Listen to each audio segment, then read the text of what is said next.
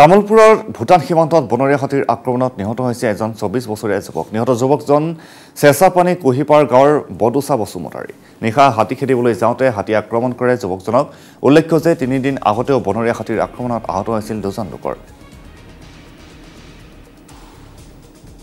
আমি পুনৰ জনাইছো এটা ব্ৰেকিং নিউজ। নিহত যুৱকজনক ইতিমধ্যে তামুলপুৰৰ ভূটান সীমান্তত বনৰীয়া হাতীৰ আক্ৰমণত নিহত হৈছে 24 বছৰীয়া যুৱক। নিহত যুৱকজনক চেঁচাপানী কুহিপাৰ গাঁৱৰ বডুচা বসুমতাৰী বুলি জানিব পৰা গৈছে। নিশা হাতী খেদিবলৈ যাওঁতে হাতী আক্ৰমণ কৰে যুৱকজনক। উল্লেখ্য যে 3 দিন আগতেও বনৰীয়া হাতীৰ আক্ৰমণত আহত হৈছিল 2জনকৈ লোকৰ।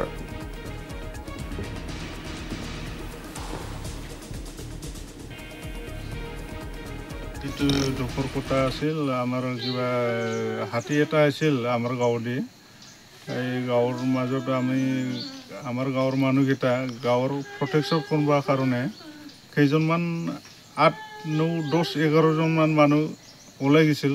তাৰপিছত আৰু হাতীৰ লগত মুখামুখি হৈ পালে দৌৰা দৌৰি হোৱাত দৌৰাব নোৱাৰাৰ কাৰণে একজন মানুহ খচি ফালে মাৰি পেলালাক। তাৰ নামটো বডুচা বসুমতাৰী, পিতাৰ নাম Nonen Basumatary, village Kuhipar, post office চেঁচাপানী।